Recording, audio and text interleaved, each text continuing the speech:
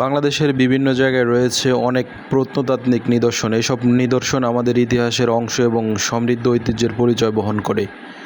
তবে এইসব নিদর্শনের বেশিরভাগই অযত্ন অবহেলায় পড়ে আছে। চলতি সংখ্যায় বিশদভাবে তুলে ধরব ফরিদপুরের ঐতিহ্যবাহী কানাইপুর জমিদার বাড়ি। ফরিদপুর জেলার সদর উপজেলার কানাইপুর একটি প্রাচীন জনপদ। শিকদার পরিবারটি কয়েক শত বছর ধরেই কানাইপুরে বসবাস করছে। তবে কখন থেকে এই অঞ্চলের জমিদারি লাভ করে তার সঠিক কোনো তথ্য নেই।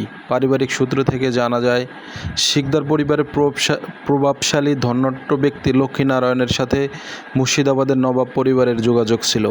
সেই সূত্রে লক্ষ্মীনারায়ণ ফতেহাবাদ পরগনার কানাইপুরের আশপাশের কয়েকটি পরগনার জমিদারি লাভ করে।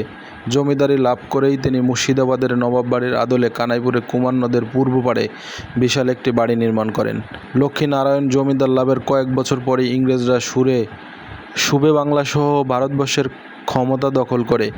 ইংরেজ শাসকদের প্রতি আনুগত্য প্রকাশ করলে লক্ষ্মীনারায়ণ রাজা উপাধি প্রদান করা হয়। লক্ষ্মীনারায়ণের মৃত্যুর পর তার স্ত্রী ভবতারিণী জমিদারি পরিচালনার দায়িত্ব পান। দক্ষতার সাথে জমিদারি পরিচালনার জন্য ভবতারিণী সে সময়ে প্রভাবশালী জমিদার হয়ে ওঠে এবং সুখ্যাতি অর্জন করে। ভবতারিণী নাবালক পুত্র সতীশচন্দ্র জমিদারি পরিচালনায় উপযুক্ত হলে তার কাছে দায়িত্ব অর্পণ করে স্বামীর নামে মন্দির প্রতিষ্ঠা করে ধর্মীয় কাজে মনোযোগী হন। জমিদার সতীশচন্দ্র শিকদারের মৃত্যুর পর তার দুই পুত্র সুরেন্দ্রনাথ শিকদার ও নির্দাবরণ শিকদারের মধ্যে সম্পত্তি ভাগ হয়ে যায়। ছোট ভাই নির্দাবরণ শিকদার নিঃসন্তান থাকায় বড় ভাই সুরেন্দ্রনাথ শিকদার একাই জমিদারি পরিচালনা করেন। জমিদার সুরেন্দ্রনাথ শিকদার শিশু সন্তান ও স্ত্রী রেখে মৃত্যুবরণ করেন। তার মৃত্যুর পর স্ত্রী রাধারানী শিকদার এবং পরবর্তীকালে তার সন্তানেরা 1950 খ্রিস্টাব্দে জমিদারি প্রথা বিলুপ্তর আগে পর্যন্ত জমিদারি পরিচালনা করেন। ফরিদপুরের কানাইপুরের জমিদার বাড়িটি স্থানীয়দের কাছে শিকদার বাড়ি হিসেবে পরিচিত। বিশাল এই শিকদার বাড়িটির পূর্ব দিকে রয়েছে দোতলা প্রসাদ ভবন। প্রসাদ ভবনের চার কোণে 4টি মিনার ছিল। এখন একটি মাত্র মিনার দৃশ্যমান রয়েছে, বাকি 3টি মিনার ধ্বংস হয়ে গেছে। প্রসাদ ভবনের পূর্ব দিকে প্রবেশপথ দিয়ে ভেতরে ঢুকলেই দুই পাশে 2টি ধ্বংসপ্রাপ্য কক্ষের চিহ্ন দেখা যায়। এরপর দোতলায় যাওয়ার সিঁড়িঘর পার হয়ে দুর্গা মন্দিরে ঢুকতে হয়। প্রসাদ ভবনের দোতলায়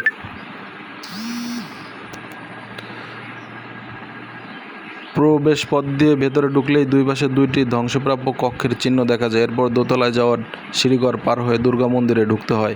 প্রসাদ ভবনের দোতলায় ছিল সিংহাসন ও বৈঠকখানা।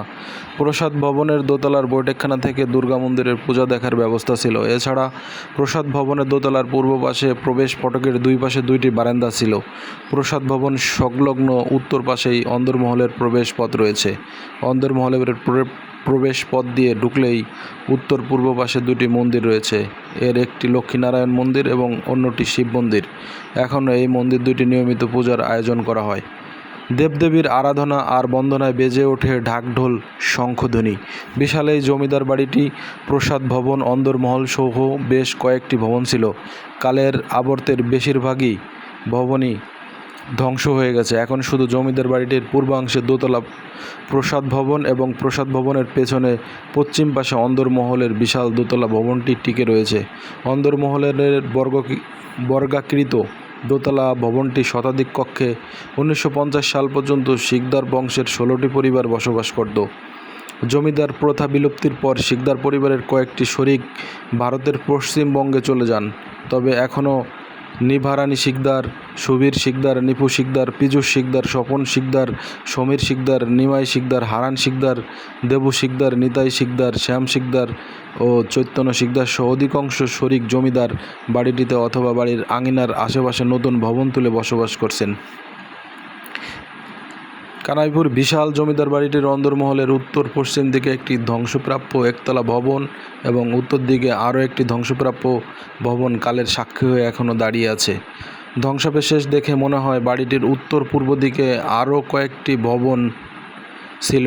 জমিদার বাড়ির প্রসাদ ভবন, অন্দরমহল ছাড়া 2টি ভবনের মেঝে ও দেয়ালের চিহ্ন এখনও রয়েছে।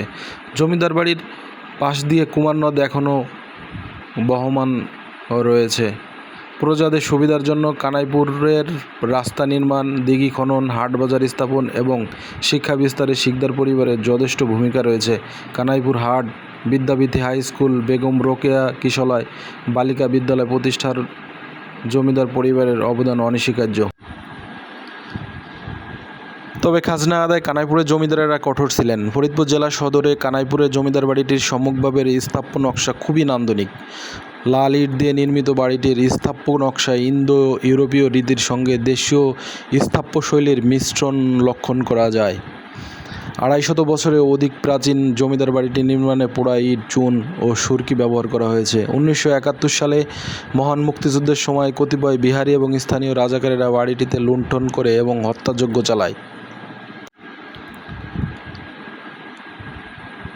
শিকদার বাড়ির অন্দরমহলে অনেক পরিবার বসবাস করলেও অযত্ন অবহেলা লক্ষ্য করা যায়। জরাজীর্ণ বাড়িটি সংস্কার গেলেও এটি হতে পারে ফরিদপুর জেলা ও দেশের একটি মূল্যবান পুরাতাত্ত্বিক নিদর্শন।